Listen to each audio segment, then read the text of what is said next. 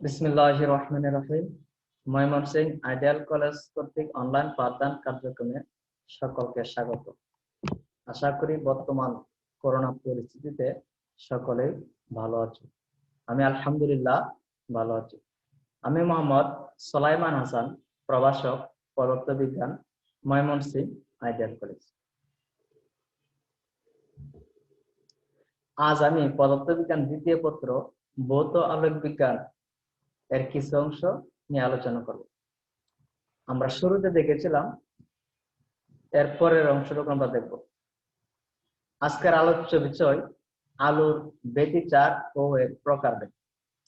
ব্যতিচারের গঠন, গঠনমূলক ব্যতিচার ও ধ্বংসাত্মক ব্যতিচার ও আলোর অপবর্তন।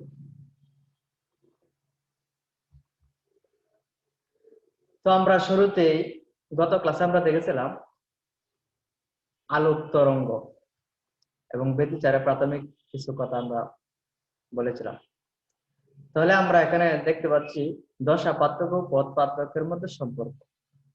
দশা হচ্ছে কোন তরঙ্গ কণার যে কোনো মুহূর্তে গতির সম্মুখ অবস্থা। এটা আমরা কৌণিক অবস্থা নির্দিষ্ট করি, মানে কোণ। আর পথ পার্থক্য হচ্ছে যে পথে দূরত্ব অতিক্রম করি।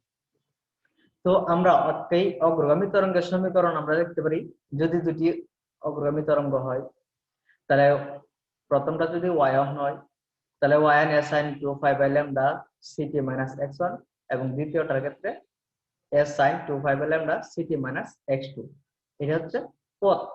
তাহলে y2 y1 দুটি পথ, তাহলে দুটির পথ পার্থক্য আমরা লিখতে পারি। শুরুতে আমরা এখানে তরঙ্গ বিস্তার x1 আর দুই নং তরঙ্গের বিস্তার x2। তাহলে p বিন্দুতে যখন আমরা এটা চিত্রটা আমরা আগে দেখেছিলাম, পরে দেখবো। তাহলে যথাক্রমে 2π যে দশা পার্থক্য ডেল, আর এর মধ্যে পার্থক্য হচ্ছে এই সমীকরণ আমরা দেখতে পারি দশা পার্থক্য সমান 2π/λ কিন্তু পথ পার্থক্য। এটা যদি আজকে আমাদের আলোচ্য বিষয় না, যেটা আমরা স্ক্রিনে দেখছি, তাই এটা আমরা আলোচনা শুরু করলাম। তো আজকে আমাদের আলোচ্য বিষয় হচ্ছে ব্যতিচার। ব্যতিচার, আলোর ব্যতিচার।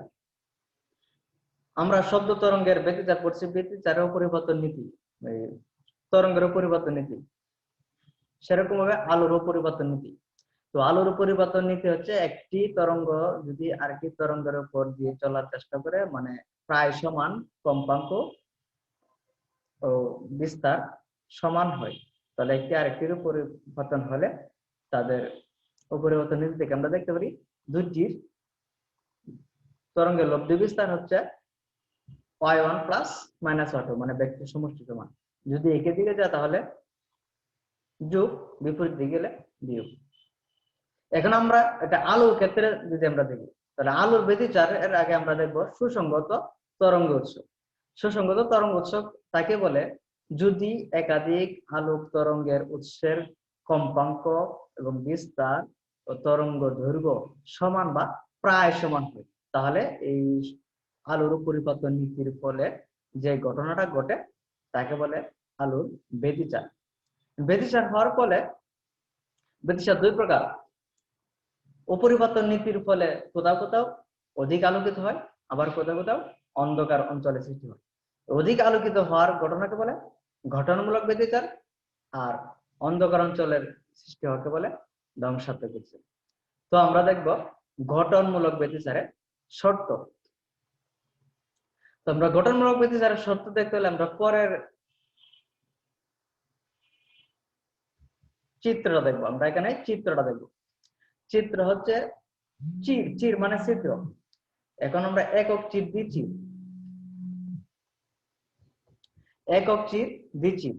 তাহলে যদি আমরা আগের পৃষ্ঠা দেখি, গঠন দুটি দশা যদি সমূহ দশায় মিলিত হয় তাহলে উজ্জ্বল অঞ্চলের সৃষ্টি হয়, আবার যদি বিপরীত দশা মিলিত হলে অন্ধকার অঞ্চলের সৃষ্টি হয়।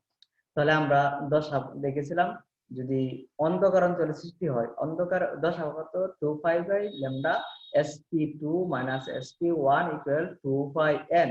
এই 2πn কথার অর্থ হচ্ছে, আমরা জানি আলো যখন অন্ধকার বা উজ্জ্বল অবস্থা সৃষ্টি হয় তখন লব্ধি বিস্তার, যেমন কস সাইন, সাইনের সর্বোচ্চ মান 1, তাহলে সর্বোচ্চ মান 1, কত ডিগ্রি মান 1, সাইন 90 ডিগ্রি এর মান 1, তাহলে 90 ডিগ্রি আমরা লিখতে পারি 90 ডিগ্রি বা এর গুণিতক, যেমন সাইন 0 মান 0, 90 এর মান 1, 180 মান 0, 270 এর মান 0। তাহলে আমরা লিখতে পারি সাইন দশা পার্থক্য যখন শূন্য হয়, যখন দশা পার্থক্য শূন্য হয় তখন হয় উজ্জ্বল। দশা পার্থক্য শূন্য তার মানে সাইনের মান শূন্য, সাইনের মান শূন্য, কত মান শূন্য, 0 বা 360। তাহলে 0 360 লিখতে পারি 25 45 65, এভাবে এর জোড় গুণিতক। তাহলে 5 হচ্ছে কি 180, 180 এর জোড় গুণিতক। তাহলে গঠনমূলক বিচারের সূত্র আমরা দেখতে পাই আলোকীয় পথ পার্থক্য n ল্যাম্ডা, তাহলে sp2 - s1 n ল্যাম্ডা। আমরা পরে পৃষ্ঠা আমরা দেখব।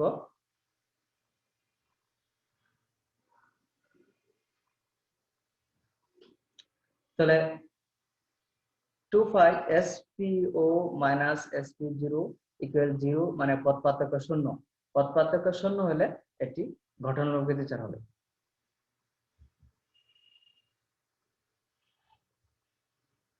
পথ পার্থক্য শূন্য হলে এটি যখন গঠনমূলক বিচার হবে, তাহলে গঠনমূলক বিচারে আমরা শর্ত কি জানি, ল্যামডা এর ল্যামডা এর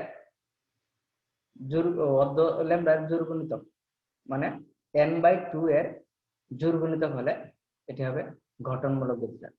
এখন আমরা দেখব ধ্বংসাত্মক বিচার। যখন ধ্বংসাত্মক বিচার ঘটে তখন আলোর অন্ধডোরা পাওয়া যায়, এবং সাধারণভাবে সেটা ঘটে তখন বিপরীত দশা মিলিত হয়। বিপরীত দশা যখন মিলিত হয় তখন দশা পার্থক্য কত হয়, 180। 180 যদি এটা উপরে হয় তাহলে এটা নিচে, আর সমদশা এটাও এদিক হলে পরে এভাবে আবার ওই দিক, এভাবে তরঙ্গ, যেমন তরঙ্গ, এই যে একটা তরঙ্গ, এটা হচ্ছে সমদশা। বিপরীত দশা এটা নিচে হয়, এটা উপরে, তাহলে 180। তাহলে দেখবো 180 সাইনে 180 মান কত, এখন সাইন 180 মান 0। তাহলে দেখবো যেখানে বিপরীত দশা মিলিত হয় তখন পথ পার্থক্য দশা পার্থক্য হয় পাই এর বীজের গুণিতক, পাই এর বীজের গুণিতক। তাহলে যেখানে n = 0 1 2 3 ইত্যাদি, তাহলে এখান থেকে আমরা দেখতে হয় জোড় আর বিজোড়। n যে কোনো সংখ্যা হলে n+2n হচ্ছে জোড় সংখ্যা আর 1 বিজোড় সংখ্যা, তাহলে এর পাই এর বীজের গুণিতক। এই 2π + n এটা হচ্ছে বিজোড় সংখ্যা। এখন আমরা দেখবো তাহলে পথ পার্থক্য হচ্ছে ল্যামডা এর বিজোড় গুণিতক, তাহলে n+1/2, এটাকে যদি আমরা রসাগু তাহলে 2n+1, তাহলে 2n+ হচ্ছে একটি বিজোড় সংখ্যা। তাহলে অন্ধকার মানে ধ্বংসাত্মক বিচার হওয়ার শর্ত হচ্ছে ল্যামডা এর বিজোড় গুণিতক। তাহলে পাশাপাশি ডোরার ব্যবধান বা ডোরার প্রস্থ, আমরা এই চিত্র থেকে আমরা পরবর্তী যাব। দুটি পথ পার্থক্য, যেমন এটা যদি একটা আলোক উৎস S1 হয়, এটা যদি আলোক উৎস S2 হয়, তাহলে এটা হচ্ছে পথ পার্থক্য। ডি হচ্ছে এটা হচ্ছে প্রতিবন্ধক ও উৎসের মধ্যবর্তী দূরত্ব ডি, আর চিরের মধ্যবর্তী ব্যবধান হচ্ছে a, স্মল a। তাহলে আমরা দেখতেছি পথ পার্থক্য SB, তাহলে সমকোণী ত্রিভুজ আমরা সাইন লম্ব বাই অতিভুজ, এভাবে আমরা করি S2B সমান লিখতে পারি এটার সাথে গুণ, তাহলে লিখতে পারি a sin θ। এখন আবার এখানে লিখতে পারি যে P হচ্ছে অন্ধকার ও থেকে n-তম উজ্জ্বল ডোরা, কাজে গঠনমূলক বিচারের সত্য আমরা জানি কি, অর্ধ তরঙ্গ দৈর্ঘ্য জোড় গুণিতক। তাহলে অর্ধ তরঙ্গ দৈর্ঘ্য মানে λ/2, এখানে যদি দিতে ভাগ দিই তাহলে এখানে 2 গুণ দেওয়া যায়, তাহলে 2λ × λ/2, তাহলে এটা জোড় গুণিতক। তাহলে আমরা দেখতে পারি n হচ্ছে এখানে, তাহলে সুতরাং a sin n λ, a sin theta equal n lambda, n equal 0 1 2 3 ইত্যাদি। তাহলে আমরা আবার দেখতে পারি যখন কোণের মান খুব ক্ষুদ্র হয় তখন sin theta পরে আমরা tan theta করি। তাহলে tan theta লম্ব বাই ভূমি। তো লম্ব কি, এই যে এটা লম্ব আর এটা হচ্ছে ভূমি, এই যে লম্ব বাই ভূমি। এখন আমরা সমীকরণের পাশে যাই xn, তাহলে তাদের দূরপ্রস্থ লিখতে পারি n lambda d by a, এভাবে আমরা লিখতে পারি। যদি n মাইনাস অন্তম উজ্জ্বল ডোরা হয় তাহলে লিখতে পারি xn minus 1 equal n minus 1 lambda d by a। এখন দুটি উজ্জ্বল ডোরার ব্যবধান, দুইটার এটা থেকে এটা বাদ দিলে এই x1 minus xn minus 1 বাদ দিলে আমরা পাই n minus 1, তাহলে n কাটা, তাহলে থাকে n lambda d by a। সুতরাং আমরা লিখতে পারি কি del x লিখতে পারি lambda d by a। আবার একইভাবে দুটি অন্ধকার ডোরার প্রস্থ একইভাবে lambda d by a। এখন একটি অন্ধকার ও একটি উজ্জ্বল ডোরার মধ্যবর্তী ব্যবধানকে আমরা 2 দ্বারা ভাগ করে দিলে হবে কি del x হচ্ছে এই del x হচ্ছে এটা হচ্ছে প্রস্থ, ডোরা প্রস্থ, আর এটা হচ্ছে পথ। তাহলে 2 দ্বারা ভাগ দিলে আমরা প্রতিটি অন্ধকার ডোরা বা উজ্জ্বল ডোরার প্রস্থ পাই। আমরা আবার প্রতিটি অন্ধকার ডোরা উজ্জ্বল ডোরার সমান কিন্তু একই।